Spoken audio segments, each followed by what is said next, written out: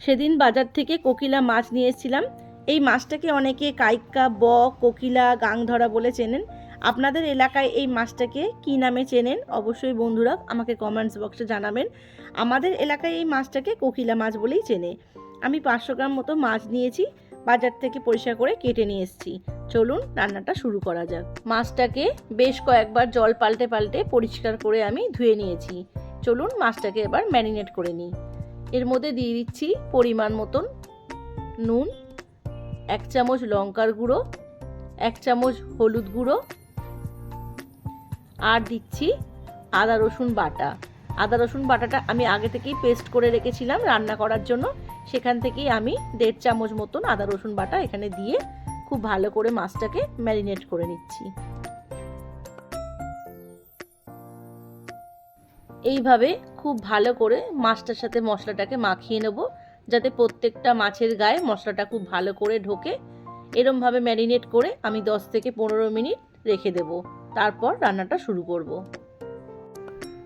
10 minute পর কড়াই দিয়ে দিচ্ছি সর্ষের তেল। দেখুন সর্ষের তেল গরম হয়ে গেছে। এবার মাছগুলোকে এক এক করে ভেজে নেব। খুব ভালো করে আমি ভিডিওটা করতে পারছি না, আমার এক হাতে ফোন আর এক হাতে আমি রান্না করছি। এইভাবে করতে কিন্তু সত্যি ভীষণ অসুবিধা হয়, আপনারা অবশ্যই একটু ম্যানেজ করে নেবেন। মাছগুলো ভাজা হয়ে গেছে, আমি মাছটা তুলে নিয়ে ওই তেলের মধ্যেই একটা বড় সাইজের পেঁয়াজ, একটা টমেটো আর ক্যাপসিকাম দিয়ে দিয়েছি। টমেটোটা তাড়াতাড়ি নরম হওয়ার জন্য আমি দিয়ে দিয়েছি নুন, আর দিয়ে দিয়েছি আদা রসুন বাটা।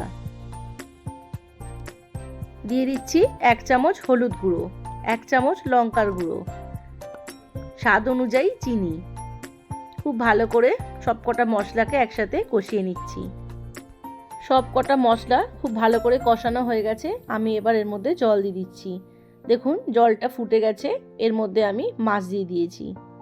মাফ করবেন বন্ধুরা, এখানে আমি একটা সেদ্ধ আলুকে ছোট ছোট টুকরো করে এই ঝোলের মধ্যে দিয়ে দিয়েছি, সেটা আমি ক্যামেরা করতে ভুলে গেছি। তো বন্ধুরা, আমার রান্নাটা যদি আপনাদের ভালো লেগে থাকে তাহলে আপনারাও একবার এইভাবে ট্রাই করতে পারেন। যদি ভিডিওটা ভালো লাগে একটা লাইক কমেন্ট করে দেবেন। দেখা হচ্ছে নেক্সট ভিডিওতে।